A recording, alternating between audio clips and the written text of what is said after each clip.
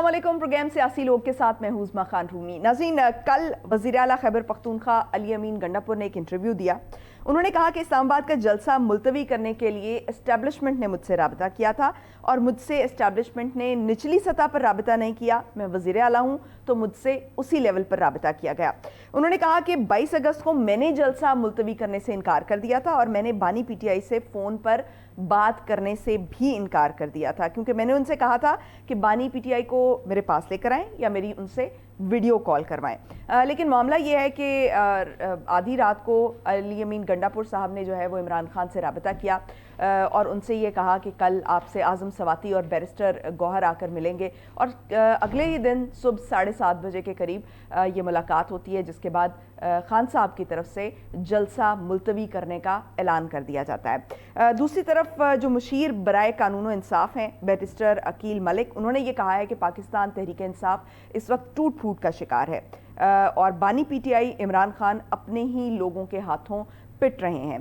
अगर ये ऐसा ही है, पाकिस्तान तहरीक इंसाफ इस वक्त जो है टूट फूट का शिकार है, तो ये पाकिस्तान तहरीक इंसाफ की सियासत के लिए किस हद तक नुकसानदेह हो सकता है। और दूसरी तरफ हम देख रहे हैं कि अलीमा खान साहिबा जो हैं वो बहुत सियासत में मुतहर्रिक नज़र आ रही हैं, उसकी क्या वजूहात हैं, इस पर बात करेंगे। हमारे साथ इस वक्त मौजूद हैं जनरल सेक्रेटरी हैं पाकिस्तान तहरीक इंसाफ के फ़िरदौस शमीम नकवी साहब।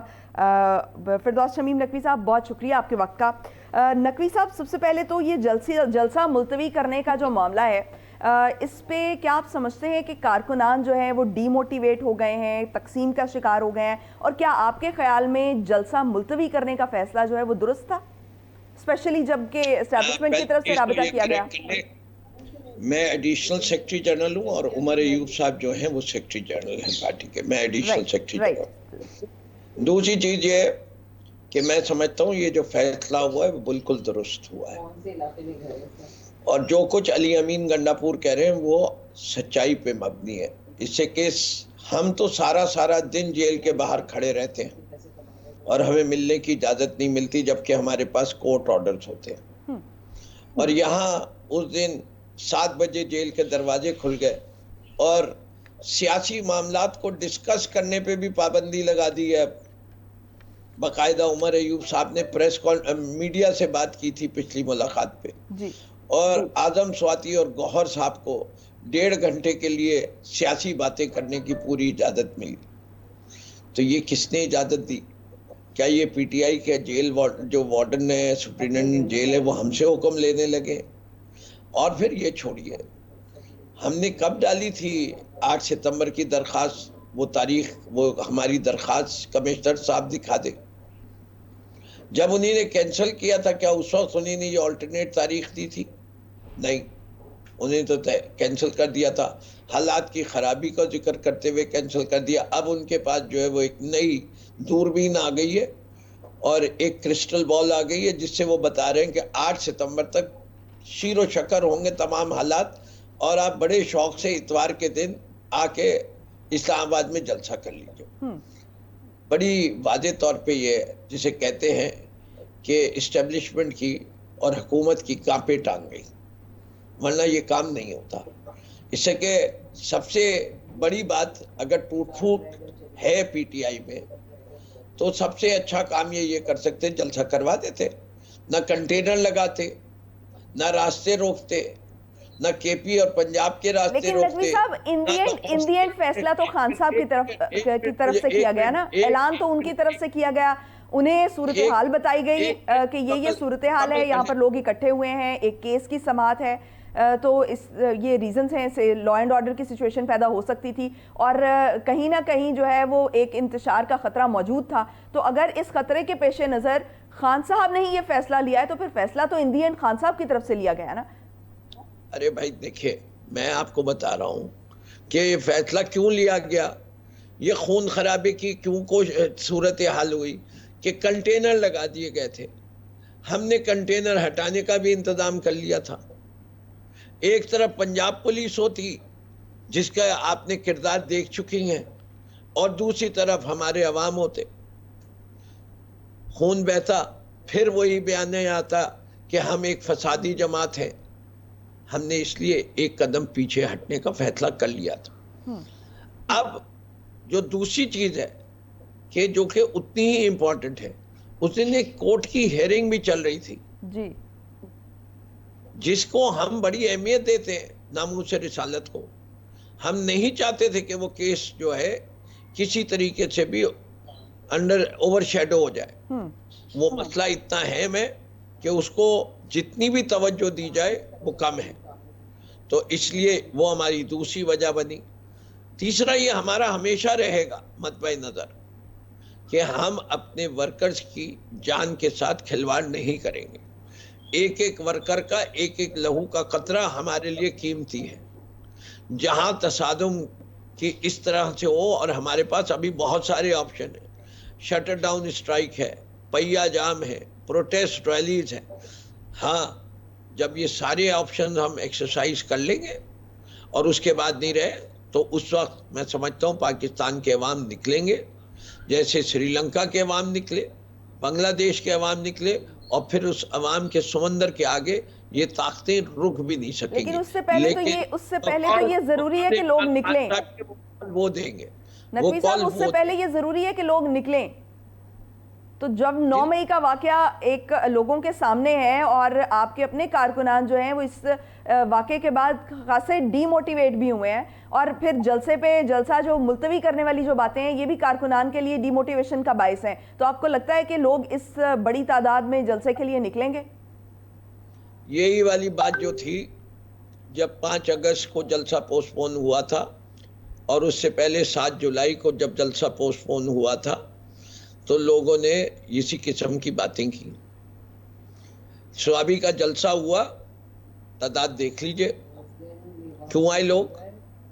केपी में तो आपकी गवर्नमेंट है ना, केपी में तो पीटीआई की गवर्नमेंट है, तो केपीआई वाला मसला नहीं है। केपी में तो बहुत जलसे हो चुके हैं, लेकिन केपी से बाहर अभी तक कोई जलसा करने में कामयाब नहीं हुई पीटीआई।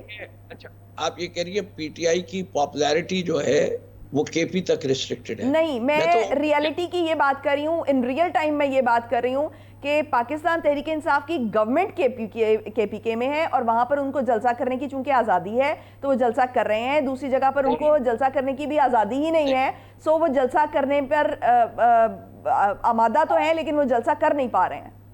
उस्मा, मैं आपका बड़ा मशहूर हूँ कि आपने ये नुक्ता उठाया। केपी में खौफ की फिजा नहीं है, पंजाब में खौफ की फिजा है।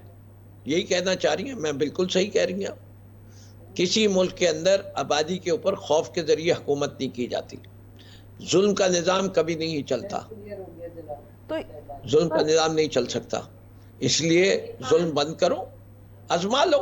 नहीं, आपसे कह दिया है कि 8 सितंबर को आप जलसा करें, ये खौफ की फिजा तो मैं आपसे कह रहा हूँ ना, ओपन चैलेंज है हुकूमत पंजाब को, फेडरल गवर्नमेंट को, कि लाओ, हमने लाहौर का जलसा मांगा, दे दो तारीख। हमने इस्लामाबाद का जलसा मांगा, कोई कंटेनर नहीं लगाना। हम गारंटी देते हैं जिस किस्म की तुम चाहो कि हमारे जलसे पुरअमन रहेंगे। दो तो इजाजत क्यों नहीं? अच्छा नकवी साहब, ये जो इस वक्त अलीमा खान साहिबा हैं, वो पेशावर पहुंची, मर्दान पहुंची, वहाँ के वर्कर से मुलाकात की। अगरचे कि उनके बारे में ये कहा जाता है कि वो सियासी तौर पर एक्टिव नहीं है, लेकिन इस वक्त हम देख रहे हैं कि वो पार्टी की जो क़यादत है उस पर एतमाद नहीं कर पा रही हैं, उस पर अदम इत्मीनान का इजहार कर रही हैं। क्योंकि जब वो वहाँ पर पहुँची हैं तो उन्होंने ना काबीना, वहाँ की काबीना को बताया, ना वहाँ वज़ीर आला को के इल्म में था कि वो दौरा कर रही हैं, और वो वहाँ पर पहुँची हैं। और जब ये जलसा मुलतवी करने का ऐलान किया गया तब भी उन्होंने कहा कि ये लोग एस्टेब्लिशमेंट के साथ मिले हुए हैं, यानी वो अपनी ही पार्टी की जो क़यादत है उस पर अदम इत्मीनान का इजहार कर रही हैं। तो आपको लगता है कि अलीमा खान का अपनी ही पार्टी की क़यादत को एक्यूज करना पार्टी के लिए नुकसानदेह नहीं होगा? देखिए, मैं एक चीज जानता हूँ, मैं अलीमा खानम साहिबा को बड़ी इज्जत की निगाह से देखता हूँ। जो सबसे बड़ी बात है, अगर आपका भाई नाजायज तरीके से 1 साल से जेल में हो तो उसमें आप क्या करेंगे? आप अपने भाई की रिहाई के लिए कोशिश करेंगे। बिल्कुल। वो उनकी कोशिश में जो जज्बातियत है उसको हम सराहते हैं। हम समझते हैं वो जो कर रही हैं वो जरूर करें, हम खुद इमरान खान की रिहाई के लिए काम कर रहे हैं। अगर उसके अंदर उनका लेकिन कोई वो रोल इसी चीज पर तो शक का इजहार कर रही है ना कि जो पार्टी क़यादत है वो बानी पीटीआई की रिहाई के लिए काम नहीं कर रही है। यही उनका पॉइंट है जिसकी बुनियाद पर वो आगे आ रही हैं। अच्छा देखिए, जिसके ऊपर बानी पीटीआई खुद भरोसा कर रहे हो, क़यादत किसको, गौहर को किसने बनाया है चेयरमैन? इमरान खान ने। उमर अयूब को सेक्रेटरी जनरल किसने बनाया? इमरान खान ने। तो वो जाए अपने भाई से बात कर ले, इससे कि और अभी तक कि वही क़यादत है जिसने निहायती नामसाइद हालात में कि पार्टी का सिंबल नहीं, पार्टी का नाम नहीं, पार्टी के कैंडिडेट्स को पेपर नहीं दाखिल करने दिए। वो कहते थे राना सनाउल्लाह साहब चलाइए वो बयान के इनको तो लड़ने वाला कोई नहीं मिलेगा। वो पार्टी ने 8 फरवरी को, जब हमारे पास कोई कॉमन सिंबल नहीं था, हमने तब भी 2/3 अक्सरियत ली। तो आप पार्टी की लीडरशिप की परफॉर्मेंस को जज करने का मेरे पास एक ही पैमाना है, the number of seats we won in the election. This is a record breaking number. Pakistan Tehreek Insaf की उसकी 28 साल की तारीख में इससे ज्यादा सीटें कभी नहीं ली तहरीक इंसाफ ने जितनी 8 फरवरी के इलेक्शन में ली। अगर इससे बेहतर कोई पैमाना किसी के पास इस लीडरशिप की कारकर्दगी का है तो मुझे बता दे। माना वोट बानी का है, माना वोट इमरान खान का है, लेकिन उस वोट को सीटों में कन्वर्ट करने के लिए इमरान खान साहब जेल में थे। इसी जमात ने टिकट भी पहुंचाए, इसी जमात ने उनके सिंबल को भी आम किया सोशल मीडिया के जरिए, कि लोगों को पता था कि हमने यहाँ चारपाई को वोट देना है, सीढ़ी को देना है, बैंगन को देना है, या बल्ले वो टेबल टेनिस के बैट को देना है, या टेनिस के रैकेट को देना है, किस सिंबल को देना है। इतना आसान काम नहीं। 8 फरवरी को तो लोग आपके लिए निकले, लोगों ने आपके लिए वोट भी किया और आपने अक्सरियत हासिल भी की, इस पर कोई दो राय नहीं है। लेकिन जो इस वक्त जो करंट सिचुएशन है इसमें 2 मसाइल नजर आ रहे हैं पीटीआई के। एक तो यह है कि बानी पीटीआई की रिहाई का मसला है, दूसरा मसला यह है कि एस्टैब्लिशमेंट के साथ जो ताल्लुकात बेहतर होने चाहिए वो बहाली की तरफ अभी तक जाते दिखाई नहीं दे रहे हैं। तो क्या आपको लगता है कि जो अभी मौजूदा क़यादत है वो इन दोनों में नाकाम नज़र आ रही है? क्योंकि अभी तक काफ़ी अरसा हो गया है और अभी तक इन दोनों में कोई भी एक जो है वो चेंज नज़र नहीं आई, या एक पॉजिटिव एक अगला कदम, एक स्टेप नज़र नहीं आया। उस वक्त देखे, लेट्स बी वेरी क्लियर, हम बड़े क्लियर हैं कि ये हुकूमत जो चला रहे हैं वो फौज के सरबराह चला रहे हैं और उनकी सपोर्ट से ये हाइब्रिड रजीम है। तो 2018 के लिए भी आप यही कहेंगे? जी, 2018 में जब आपकी गवर्नमेंट आई थी तब भी आप यही कहेंगे? उस वक्त के लिए भी यही बात कहेंगे? मैं क्यों कहूंगा? मैं तो नहीं कहूंगा। मैं तो इस वक्त की बात कर रहा हूं कि आज 2024 में 2018 में जो कह रहे थे वो साबित कर रहे हैं। हमने तो फॉर्म 45 जमा कराए, वो भी जमा कराए, मुझे तो कोई इतराज नहीं है। जो साबित हो उसको निकाल। इस बात को आप कैसे निगेट करेंगे कि 2018 में आप ऑन योर ओन आए थे और आपने किसी का सहारा नहीं लिया था, और उस वक्त भी हम सुनते थे कि आप एक पेज पर हैं, और उस वक्त जो है उस वक्त की जो आर्मी है चूंकि पीटीआई के बैक पे खड़ी थी इसलिए उनके साथ सब अच्छा है था। तो ये बातें ढकी छुपी नहीं है, अब इसको रिवाइज करने का कोई फायदा नहीं है। 1 2 3 4 करके बहुत सारी बातें गिनवाई जा सकती हैं। तो कह लिया आपने, मुझे इजाजत है बोलने की, अब आप सुकून से सुनिएगा। बात सारी ये, बर्डन ऑफ प्रूफ किस पे होना चाहिए? आपके पास है, साबित करते, साबित कीजिए जो बातें आपने कही हैं, bring the proofs. If you don't have proofs, don't talk about it. Ask me, I will bring proof for every single seat which I am claiming. Form 45 वो अगर मैंने सोशल मीडिया पे डाले हुए, ये उसी किस्म के प्रूफ है ना जो आप उस वक्त दे रहे थे। 2018 के कितनी सीटें चैलेंज की, कितनी सीटें चैलेंज की? हमने तो पूरी चैलेंज की भी। ये हेयर से बातों पे क्यों मफरूजों पे बात नहीं की जाए? हाँ, being on the same page, yes that was a mistake, but elections no. How is that possible? आप खुद ही कह रहे हैं कि आपकी अक्सरियत होने के बावजूद अगर इस तरह के फैसले लिए जा सकते हैं, तो माजी में ऐसा क्या था कि जो है वो ऐसे फैसले नहीं किए गए होंगे? क्या चीज? इलेक्शन के मामले पर, इलेक्शन के मामले पर। This is ridiculous. पाकिस्तान के आइन को जिस बेदरे तरीके से पैरों के तले रूंधा गया है, उसकी मिसालें तो 90 दिन में इलेक्शन आइन में लिखा हुआ है। पढ़ के सुनाऊं शेख कि प्रोविंशियल असेंबली के डिसॉल्व होने के 90 दिन बाद इलेक्शन करना लाजिम है। कहीं तो नकवी साहब ये डिसीजंस आपके भी थे ना, आपको पंजाब असेंबली की और केपी असेंबली की आपको वो असेंबली नहीं तोड़नी चाहिए थी, आपने वो असेंबलियां तोड़ी टाइम से पहले तोड़ी, क्योंकि आप उस वक्त पॉपुलर थे और आपको ये था कि इलेक्शंस हो जाएंगे। आप इसको फोर्स करने में कहीं ना कहीं आपको समझना चाहिए कि आप नाकाम रहे, कि आप पॉपुलर जरूर थे, लेकिन यहाँ पर फैसले जो है वो, अरे भाई यहाँ पर फैसले कहीं और से भी होते हैं।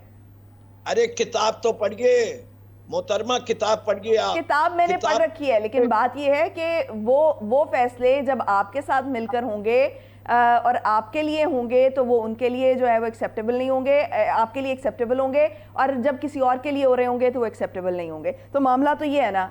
और अभी भी आप ये देखें कि आपकी पार्टी, नकवी साहब आपकी पार्टी जो है इस वक्त पॉलिटिकल पार्टीज के साथ बैठने के लिए तैयार नहीं है, लेकिन एस्टैब्लिशमेंट के साथ राब्ते के लिए बिल्कुल तैयार है, क्योंकि खान साहब ने कल भी स्टेटमेंट दिया कि अभी तक तो कोई राब्ता नहीं है, लेकिन अगर बात की गई तो मुल्क और आइन के लिए होगी, लेकिन बाकी किसी पार्टी से बात नहीं होगी। तो इसका क्या मतलब समझा जाए? आपने बात मुकम्मल कर ली, अब मुझे बोलने की इजाजत देंगे? जी जी, आपको इजाजत है। अब आप इंटरफेयर नहीं करेंगे। पहली चीज, ये आइन जो है वो कहता है क्लियरली कि the chief minister has a right to dissolve the assembly. It doesn't say कि टेन्योर मुकम्मल होने पे होगा। आइन तब्दील कर दो तो फिर इतराज करना। हमारी मर्जी, हमारी अक्सरियत थी, हमने डिसॉल्व किया क्योंकि हम चाहते थे कि दोबारा इलेक्शन और री इलेक्शन हो पंजाब और केपी में। ये चैलेंज करते थे राना सनाउल्लाह वगैरह, मरियम नवाज, कि अगर आप सीरियस हैं इलेक्शन कराने के लिए तो आप जो है पंजाब असेंबली और केपी असेंबली जो है उसको डिसॉल्व कर दें। भेजूं आपको उनकी ये आपके पास है रिकॉर्ड में? जी रिकॉर्ड अब नहीं, आपको ये नहीं करना चाहिए था। भाई क्यों नहीं करना चाहिए था? ये सियासत है, ये सियासत के अप्स एंड डाउन्स है। दीज आर बसात, सियासत की बसात पे जो हम करना चाहेंगे वो हम करेंगे। ये कोई हो सकता है कि जी फिर आप लिख दीजिए आइन में कोई असेंबली डिसॉल्व नहीं हो सकती जब तक उसका टेन्योर नहीं पूरा होगा। कहीं लिखा हुआ है आइन में? ये नहीं लिखा हुआ। आइन में कहीं लिखा हुआ है कि सेंसस को 2 अपॉइंटेड चीफ मिनिस्टर जो है अप्रूव कर सकते हैं, वो भी पामाली हुई। 90 दिन की जो लिमिट थी उसको एक्सटेंड करके जो 17 नवंबर को इलेक्शन होने थे वो 8 फरवरी को कराए गए। हल्के तब्दील किए गए, सारे गैर आईनी। यहां तक कि सुप्रीम कोर्ट ने खुद कह दिया कि इलेक्शन कमीशन ऑफ पाकिस्तान जो कि एक आईनी इदारा है उसने एक गैर आईनी काम किया कि पीटीआई को इलेक्शन नहीं लड़ने दिया। अब इससे बड़ा जो है कन्विक्शन इलेक्शन कमीशन की कौन दे सकता है? हम पाकिस्तान की सबसे बड़ी सियासी जमात हैं। हमारा सियासी तजरिया ये है कि 17 सीटों वाली जमात से बात नहीं की जा सकती। बात उससे की जा सकती है जो एक 17 जमाती पार्टी को चला रहा है। अभी आपने खुद तबसरे में कहा कि आपने इकरार किया इस बात का कि आप इलेक्शन 8 फरवरी का जीते थे। तो ये एक सियासतदान के लिए गैर जमहूरी रवैया नहीं है? नहीं जी, बिल्कुल नहीं है। आप ये कहें कि जी आप जो है ये काम करने के लिए उससे बात करें जिसके पास कोई फैसला करने का हक ही नहीं हो, क्या फायदा? चलते हैं हम हिंदुस्तान की डिस्प्यूट को सेटल करने के लिए अफगानिस्तान से बात करते हैं, हो जाएगी सेटल। कश्मीर का मसला हम अफगानिस्तान से जाके डिस्कस करते हैं। कश्मीर के मसले का हल जो है वो भारत से बातचीत करने में है। तो कहीं ना कहीं आप जो एस्टैब्लिशमेंट का रोल है उसको जस्टिफाई कर रहे हैं, इसका मतलब? मैं बिल्कुल नहीं कर रहा। पाकिस्तान का बेड़ा गर्क करने में है, लेकिन फिलहाल डंडा उनके हाथ में। लेकिन बात आपने उन्हीं से करनी है। क्योंकि बात ये है जो एक सियासतदान है उसके लिए बड़ा जरूरी है कि वो सियासी इदारे को पावरफुल करे, सियासतदान को पावरफुल करे।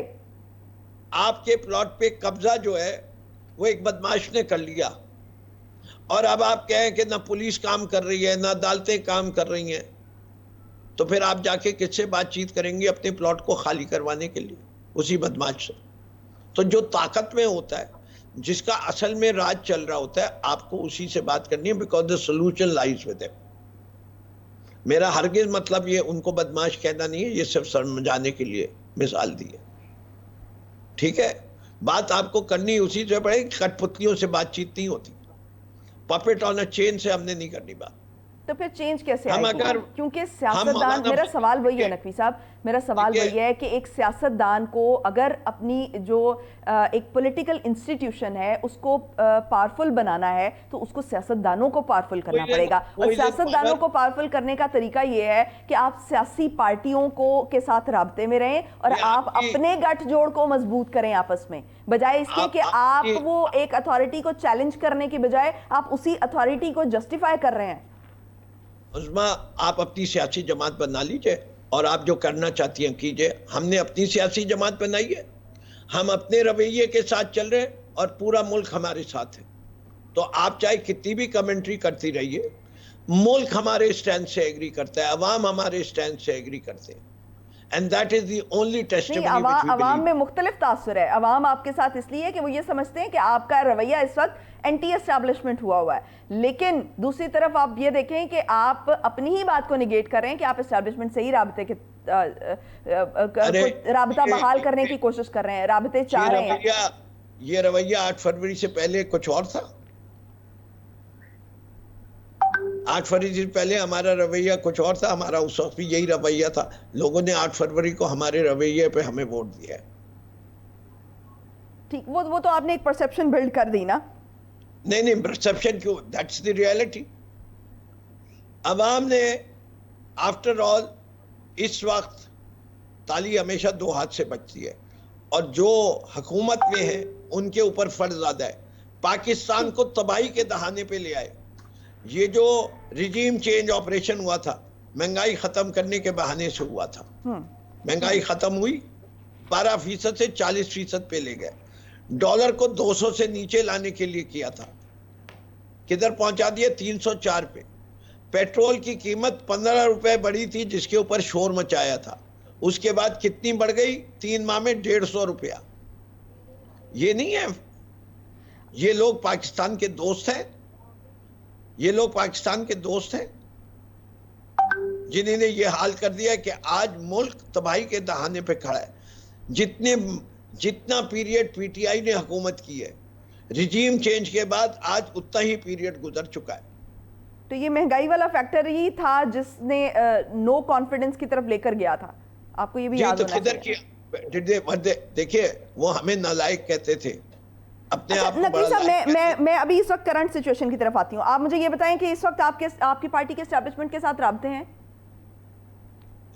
मुझे नहीं उनका इल्म, लेकिन मुझे ये है कि कहीं ना कहीं अली अमीन गंडापुर का उस रात राब्ता जरूर हुआ, वरना वो काम नहीं होते, और उसके सबूत मैंने आपको दे दिए। अब वो किस लेवल पे हुए, सिर्फ जलसे के पोस्टपोनमेंट में एक और चीज मिली जो हमें नजर आती है, जो दिखाती है कि किसी हद तक कोई ना कुछ राब्ता जरूर हुआ है। वो है कि हमारे 9 मिसिंग पर्सन्स भी अगले दिन ही वापस अपने घर पहुंचे। अच्छा, ठीक, यानी कहीं ना कहीं बातचीत चल रही है आपकी। It's not public knowledge, it's not even knowledge in, वो मेरे ख्याल से वन ऑफ कॉन्टैक्ट जरूर हुआ है, और उसके अलावा अभी तक not that I am aware of. तो फिर खान साहब उसका उन्होंने जिक्र क्यों नहीं किया? क्योंकि उन्होंने कहा कि अभी तक तो राब्ता नहीं हुआ है। जी, आप तो ये देखिए, खान साहब ने जब कह रहे हैं राब्ता नहीं हुआ, तो इसके माने राब्ता नहीं हुआ। लेकिन आप कह रहे हैं कि अगले दिन जो है वो लोग रिहा हुए। अली अमीन गंडापुर ने बताया आपको, अली अमीन गंडापुर ने कहा। तो अब देखिए, खान साहब से कितने लोगों की मुलाकात होती है, कभी आप देखें तो 3 लोगों की जुमेरात के रोज। तो नकवी साहब, एक सवाल मेरे जहन में आया कि क्या ये डील हुई कि आप अगर जलसा कैंसिल करते हैं तो हम आपके लोग रिहा कर देंगे? मुझे नहीं पता, मैं तो सिर्फ ये कह रहा हूं कि ये जरूर हुआ कि 7 बजे दरवाज़ा खुला, जो कि मुमकिन नहीं था बगैर इस्टेब्लिशमेंट और प्रेजेंट गवर्नमेंट के, और 8 तारीख की परमिशन मुमकिन नहीं थी। और तीसरी चीज़ जो नज़र आई कि जिसको वो ओन ही नहीं कर रहे थे, वो 9 लोग अपने घर वापस पहुंच गए। सही। तो दूसरी तरफ जो पीटीआई की टूट फूट की बात हो रही है इस वक्त, क्या आप तहरीक इंसाफ इस वक्त वाकई तकसीम का शिकार है? क्योंकि जब फैसले की बारी आती है तो हम देखते हैं कि वो तकसीम हो जाती हैं, पार्टी के अंदर जो राय है वो मुनकसिम नजर आती है। दूसरी तरफ अलीमा खान वाला जी हजारों ख्वाहिशें ऐसी, हर ख्वाहिश पे दम निकले, बहुत निकले तेरे अरमा, फिर भी कम निकले। छोड़े, दास्तान है, सुनती जाइए, हकीकत से इसका कोई ताल्लुक नहीं है। ठीक हो गया। तो नकवी साहब, ये जो बुशरा बीबी और अलीमा खान का मामला नजर आता है, बज़ाहिर ये लगता है कि ये सियासी तौर पर मुतहरिक नहीं है, लेकिन बैक एंड पे हम देखें तो इनका बड़ा एक रोल नजर आता है। तो आप इन दोनों के किरदार को कैसे देखते हैं? क्योंकि बहरहाल जो कारकुनान है उनके लिए तो ये मैटर करता है कि अलीमा खान साहिबा क्या कह रही हैं। कितने वर्कर से बुशरा बीबी की मुलाकात हुई है जेल में रहते हुए, जरा लिस्ट दे दीजिए। मैंने आपको कहा ना, बज़ाहिर सियासी तौर पर मुतारिक नहीं है वो। पीटीआई के जितनी क़यादत है जब से वो जेल में है, कितनी उनसे बनी गाला मिलने गई? 0। जब से वो अडियाला जेल में आई हैं, कितनी क़यादत उनसे मिलने गई? 0। जिस क़यादत की कभी मुलाकात हुई तो वो उस वक्त हुई जब कोर्ट में हेयरिंग चल रही थी। ठीक। तो अलीमा खान साहिबा की मुलाकातें तो हो रही हैं ना, वो जब पेशावर गई हैं, मर्दान गई हैं, वहाँ पे उन्होंने कारकुनान से बात भी की है, वहाँ पर जो कारकुनान है उन्होंने शिकायत भी की है जो केपी के वज़ीर आला के खिलाफ और उनकी हुकूमत के खिलाफ। देखिए, वो कर सकते हैं, ये एक आज़ाद पार्टी है, इधर डिफरेंस ऑफ ओपिनियन है। यहाँ हमारे यहाँ ये नहीं है कि जरदारी फैमिली है, अगर उसके खिलाफ बोल दिया या शरीफ फैमिली के खिलाफ बोल दिया तो मारे जाएंगे। तो यानी अलीमा खान आपको इस वक्त सियासी तौर पर मुतारिक नजर आ रही हैं? मुझे तो नहीं नजर आ रही, आपको नजर आ रही हैं, आप इत्तला दे रही हैं। मेरे ख्याल से वो अपने भाई की रिहाई के लिए काविशें कर रही हैं, जो उनका हक है, करनी चाहिए। सियासत से उसका कोई ताल्लुक नहीं है। लेकिन अगर जो कारकुनान है वो अपनी सपोर्ट का कहीं ना कहीं इजहार कर रहे हैं अलीमा खान साहिबा के साथ, तो पाकिस्तान तहरीक इंसाफ का कारकुन है जो ये कहेगा कि मुझे इमरान खान की रिहाई नहीं चाहिए? कॉमन सेंस की बात है। Anyone who will go and से, अगर आप भी उस्मा जाके कहेंगे ना पीटीआई के किसी वर्कर के दरमियान कि मैं इमरान खान की रिहाई के लिए काम कर रही हूं, तो सब कहेंगे हम आपके साथ हैं, लब्बैक। तो अलीमा खान साहिबा तो इस वक्त जो है वो अदम इत्मीनान का इजहार कर रही है ना, वो क़यादत पे भरोसा नहीं कर रही है। देखिए, वो उनकी मर्जी है। तो क्या सियासी तौर पर ये आपकी पार्टी के लिए नुकसानदेह नहीं होगा? मेरा नाम अलीमा खान नहीं है, फिरदौस तकवी है। मैं अपनी पीटीआई की क़यादत की परफॉर्मेंस के जो पैरामीटर्स हैं वो आपको बता चुका हूँ। इलेक्शन की अपनी पार्टी के अंदर ही ये मामलात हो रहे हैं ना? मैं ये जानता हूँ कि जिस पार्टी का लीडर 1 साल से इंटर्न हो, जिस पार्टी के 10,000 वर्कर्स के ऊपर शदीद किस्म का तशद्दुद किया गया हो, उस पार्टी को जोड़ के रखना, इतनी स्ट्रीट पावर रखना, goes great credit to the people who are leading the party currently. ठीक। तो नकवी साहब, ये जो इख्तिलाफात की बात से आप तो निगेट कर रहे हैं, लेकिन आज 2 लोगों को फारिग कर दिया आपकी अपनी पार्टी के, आतिफ खान और शेर अली को। मेरे ख्याल से मेरे कोई नोटिफिकेशन आतिफ खान को देखे, हमारा पार्टी का आइन पढ़े, कोई पार्टी का एमएनए एमपीए लीडर को फारिग नहीं किया जा सकता सिवाय एक इदारे के जिसका नाम है हमारे standing committee on accountability and discipline. जो रिपोर्ट आई है उसमें ये कहा है कि उन्होंने वज़ीर आला पर एतमाद से मुताल्लिक जो इकरारनामा था उस पर दस्तखत नहीं किए थे। वो constitutionally not possible, so it's just fake news which is being spread by the establishment and establishment का जो मीडिया है उसके जरिए। Please don't become a part of that conspiracy. शेर अफजल मरवत के मामले पर आपकी क्या अंडरस्टैंडिंग है कि वो जो उनकी पार्टी रुकनियत का मामला है, आप उसको कैसे देखते हैं? कि मैं इसके बारे में बहुत दफा ये बात कह चुका हूँ। मेरे सिग्नेचर से वो नोटिस निकला है। जब वो नोटिस निकला था तो उस वक्त में मुझसे सवाल मीडिया ने पूछा था कि अगर कल ये वापस हो जाएगा, तो मैं कहा हमारे आइन में हम इमरान खान साहब को वो मकाम देते हैं कि वो हमारे हर फैसले को अगर रिजेक्ट करना चाहे करें और हम उसके कबूल करेंगे। यानी अभी तक उनकी जो रुकनीयत है वो मुअत्तल है? नहीं, इमरान खान साहब जब भी मेरी मुलाकात होगी वो मुझे हुक्म देंगे कि ये करना है, मैं जरूर उसको बजा लाऊंगा, उसमें कौन सी बात है। तो कमेटी के सामने जो रिव्यू हो रहा है उसमें कुछ डिसाइड किया गया? कौन सी कमेटी? ये जो कमेटी बनी है शेर अफजल मरवत के मामले पर। वो कौन सी बनी है? कोई कमेटी नहीं बनी। इमरान खान ने रिव्यू के लिए कहा था ना इस मामले पर, उनकी जो पार्टी रुकनीयत है उसके मामले को रिव्यू करने के लिए कहा था, जिसपे एक कमेटी बनी है। उस कमेटी ने रिव्यू करने के बाद फैसला दिया था। शेर अफजल मरवत साहब इमरान खान से मिले और हमारे पास ये रिपोर्ट आई कि शेर अफजल मरवत साहब को जो है वो उनकी रुकनीयत बहाल कर दी है इमरान खान साहब ने। ठीक। उसके ऑर्डर अभी तक ना उमर अय्यूब खान साहब की मुलाकात हुई है सेक्रेटरी जनरल, ना मेरी मुलाकात हुई है एडिशनल सेक्रेटरी जनरल के हम खान साहब से डायरेक्शन ले सके। ठीक, अभी तक इस मामले में फैसला नहीं हुआ है। ठीक, बहुत शुक्रिया फिरदौस शमीम नकवी साहब हमें वक्त देने के लिए। नाज़रीन, एक शॉर्ट ब्रेक पे जाएंगे, ब्रेक से वापस आएंगे और कुछ मजीद मेहमान हमारे साथ मौजूद होंगे। Stay tuned.